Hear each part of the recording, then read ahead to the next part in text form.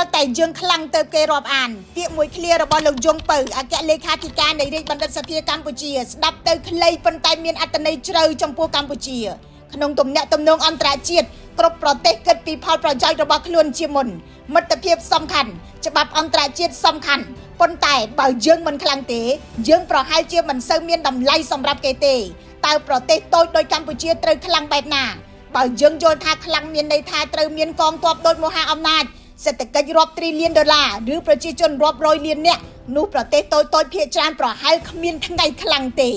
ប្រទេសតូចមិនចាំបាច់ខ្លាំងដោយប្រទេសធំឡើយប្រទេសតូចត្រូវខ្លាំងនៅកន្លែងដែលខ្លួនអាចខ្លាំងបានសង្ហបុរីជាឧទាហរណ៍ងាយយល់ប្រទេសនេះមានទំហំតូចប៉ុន្តែបានធ្វើឲ្យទីតាំងភូមិសាស្ត្រកំពង់ផែហិរញ្ញវត្ថុការអប់រំនិងប្រសិទ្ធភាពរដ្ឋបាលคล้ายជាកម្លាំងដ៏ខ្លាំងរបស់ខ្លួនគេរាប់អានសង្ហបុរីមិនមែនដោយសារទំហំផ្ទៃដីទេប៉ុន្តែដោយសារតម្លៃដែលប្រទេសតូចនេះបានបង្កើតកម្ពុជាក៏មិនបានឈរនៅកន្លែងដដែលដែរក្នុងរយៈពេលជាច្រើនទសវត្សរ៍មកនេះសេដ្ឋកិច្ចហេដ្ឋារចនាសម្ព័ន្ធផ្លូវថ្នល់អាកាសយានដ្ឋានកំពង់ផែនិងការតភ្ជាប់ត្រូវបានពង្រីកខណៈពាណិជ្ជកម្មនិងការវិនិយោគក៏បានកើនឡើងប៉ុន្តែត្រឹមតែធំជាងមុនមិនគ្រប់គ្រាន់ទេគឺត្រូវខ្លាំងជាងមុនប្រែក្លាយកំណើនទៅជាកម្លាំងរបស់ប្រទេសផលិតអ្វីដែលមានតម្លៃខ្ពស់ជាងមុនកែច្នៃកសិផលឲ្យបានច្រើនបង្កើតអាជីវកម្មនិងម៉ាកខ្មែរដែលអាចប្រកួតគេបាន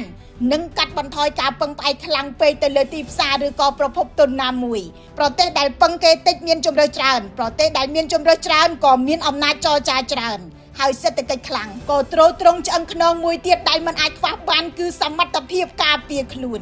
អាវុធអាចទិញបានខណៈសមត្ថភាពការពារជាតិពិតប្រាកដត្រូវកសាងវាត្រូវការសេដ្ឋកិច្ចដើម្បីទ្រទ្រង់បច្ចេកវិទ្យាដើម្បីប្រើប្រាស់អ្នកជំនាញដើម្បីគ្រប់គ្រងនិងធនធានមនុស្សដើម្បីបន្តអភិវឌ្ឍនិយាយឲ្យខ្លីកងទ័ពខ្លាំងត្រូវមានប្រទេសខ្លាំងនៅពីក្រោយទោះយ៉ាងណាចំពោះប្រទេសតូចសេដ្ឋកិច្ចខ្លាំងនិងការការពារជាតិខ្លាំងក៏មិនមែនមានន័យថាត្រូវឈរតែម្នាក់ឯងដែរផ្ទុយទៅវិញប្រទេសកាន់តែតូចកាន់តែត្រូវចេះប្រើការទូតដើម្បីបន្ថែមទម្ងន់កម្ពុជាបានប្រឹងប្រែងបង្កើតមិត្តនិងកសាងដៃគូជាច្រើននេះគឺជាការពិតប៉ុន្តែការមានមិត្តច្រើនមិនទាន់មានន័យថាមានអំណាចចរចាច្រើនទេ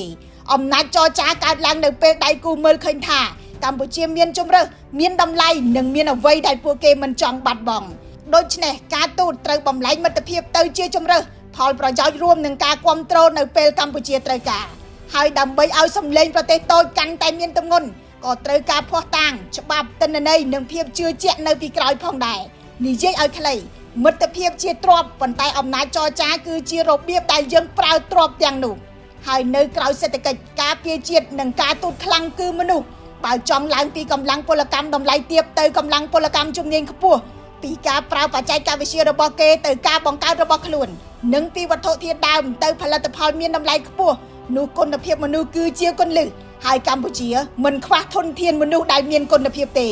សរុបសេចក្តីកម្ពុជាមិនចាប់ផ្ដើមពីសូន្យទេកម្ពុជាមានមូលដ្ឋានមានស្ថាប័នមានធនធាននិងមានការតាំងចិត្តអ្វីដែលយើងត្រូវប្រឹងប្រែងបន្ថែមរួមគ្នាគឺបំលែងវាទៅជាអំណាចជាតិដែលកាន់តែខ្លាំងកាន់តែមាំខ្ញុំរស់សុធាពី News Today NTTV